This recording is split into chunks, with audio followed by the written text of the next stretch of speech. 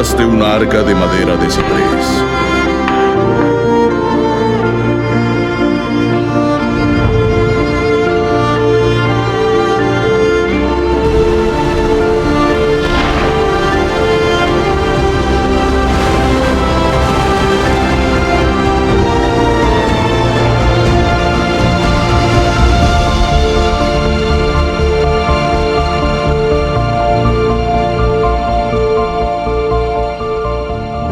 Bienvenidos a la continuación de la serie de Dios del Pacto Eterno.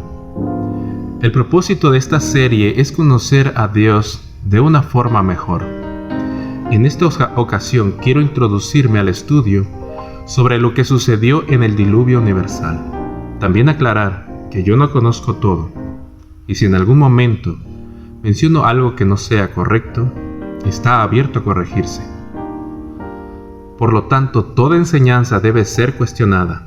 La verdad debe ser cuestionada para reafirmarse. Y quiero comenzar recordando algunos principios del gobierno del carácter de Dios. Número 1.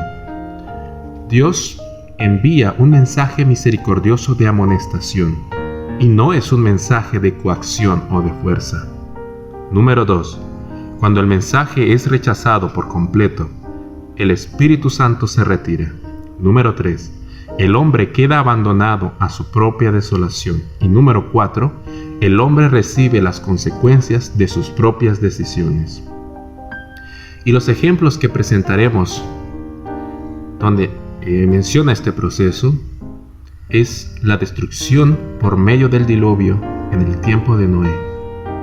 También la destrucción de Sodoma y de Gomorra. Hablaremos del éxodo de Egipto, las plagas de Egipto y finalmente la destrucción de los últimos días. Además incluiremos algunos estudios adicionales con respecto al carácter de Dios. Todos estos ejemplos que he mencionado siguen un mismo proceso. Y quiero mencionar ahora que hay un ejemplo en las Escrituras de este proceso de destrucción, de este proceso de Dios haciendo su obra extraña. Y es con respecto a la destrucción de Jerusalén. Y se nos da en este ejemplo una clara secuencia de este proceso. Conflicto de los siglos, página 33. En el conflicto de los siglos, página 33. Los judíos habían forjado sus propias cadenas, habían colmado la copa de la venganza, en la destrucción absoluta de que fueron víctimas como nación, y en todas las desgracias que les persiguieron en la dispersión. No hacían sino cosechar lo que habían sembrado con sus propias manos. Dice el profeta: es tu destrucción, oh Israel, el que estés contra mí, porque has caído por tu iniquidad. Oseas 13:9, 14:1. Los padecimientos de los judíos son muchas veces representados como castigos, como castigo que cayó sobre ellos por decreto del Altísimo. Así es como el gran engañador procura ocultar su propia obra. Por la tenacidad con que rechazaron el amor y la misericordia de Dios, los judíos le hicieron retirar su protección y Satanás pudo regirlos como quiso. Las horrorosas crueldades perpetradas durante la destrucción de Jerusalén demuestran el poder con que se ensaña Satanás sobre aquellos que ceden a su influencia. Y de verdad, cuando nosotros vemos en el conflicto de los siglos el testimonio también de los escritos de Josefo, sinceramente es horrendo las imágenes que se presentan, como el templo lleno de sangre, canibalismo, carnicería. Verdaderamente los hombres, tanto judíos como romanos, estaban dominados por Satanás y revelaban el carácter violento de Satanás. Vean esta cita: se me mostró que los juicios de Dios no vendrían sobre ellos directamente del Señor, sino de esta manera: ellos se colocan más allá de su protección Él advierte, corrige, reprueba y señala el único camino seguro. Luego, si aquellos que han sido el objeto de su cuidado especial siguen su propio curso, independientemente del Espíritu de Dios, tras repetidas amonestaciones, si eligen su propio camino, entonces Él no encarga a sus ángeles que impidan los decididos ataques de Satanás sobre ellos. Ahora, con respecto al diluvio, voy a leer a continuación una cita de Patriarcas y Profetas, página 99, donde nos dice que cuando nosotros pensamos que es Dios directamente destruyendo a los hombres, tenemos el mismo espíritu que tenía Caín y la misma forma de pensar de Caín. Dice así: los moradores de la llanura de Sinar no creyeron en el pacto de Dios que prometía no traer otro diluvio sobre la tierra. Muchos de ellos negaban la existencia de Dios y atribuían el diluvio a las acciones de las causas naturales. Otros creían en un ser supremo que había destruido el mundo antediluviano, y sus corazones, como el de Caín, se rebelaban contra él. Entonces vemos que es Satanás quien usa el poder de la naturaleza para destruir. Pero la historia del diluvio es aún más compleja, porque Satanás no tenía el control de los elementos durante el diluvio.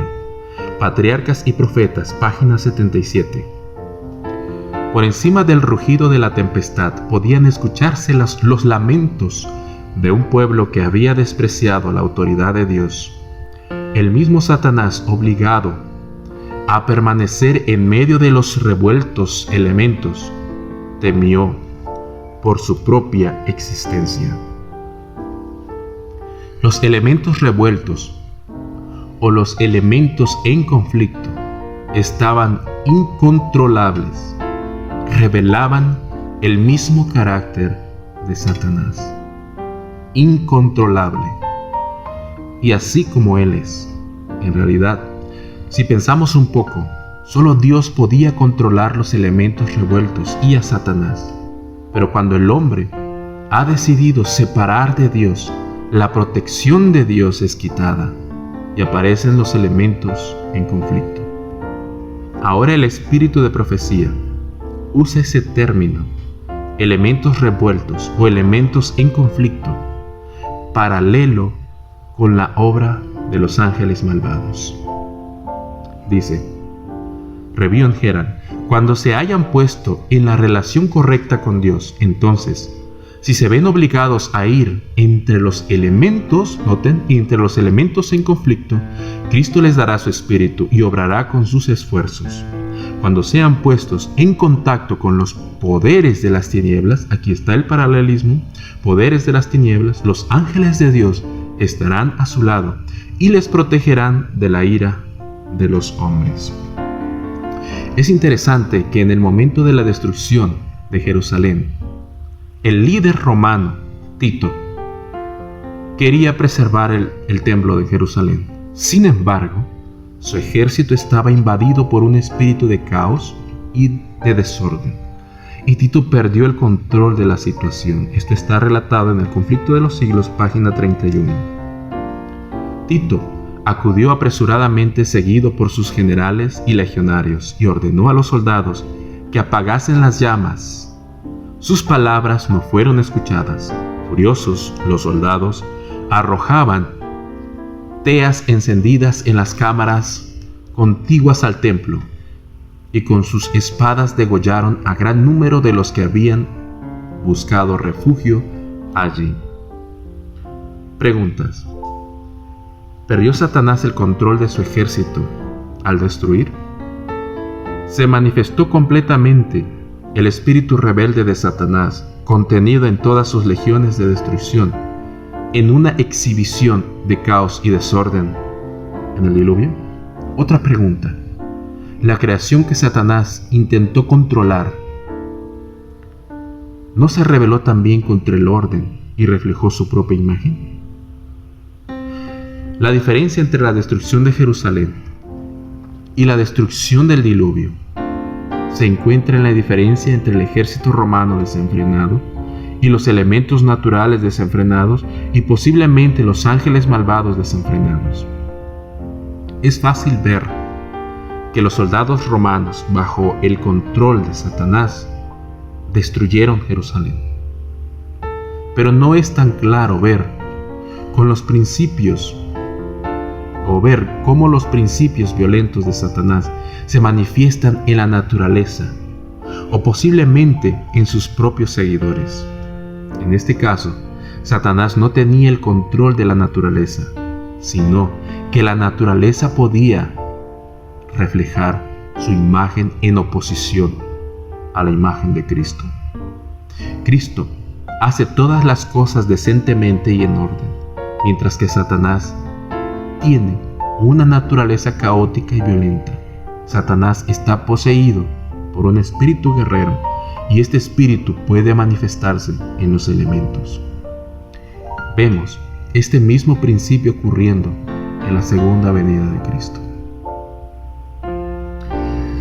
Es fácil para nosotros decir que una persona que actúa violenta y caóticamente está bajo la influencia de Satanás, pero cuando la naturaleza misma se le permite reflejar esta mente, somos tentados a atribuir a Dios esto. Sin embargo, nuestro Padre no es un ser caótico y desordenado.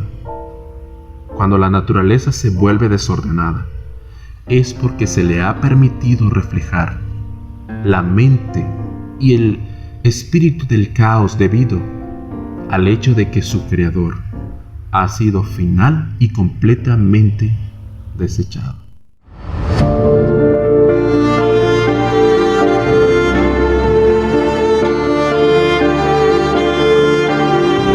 Hazte una arca de madera de ciprés.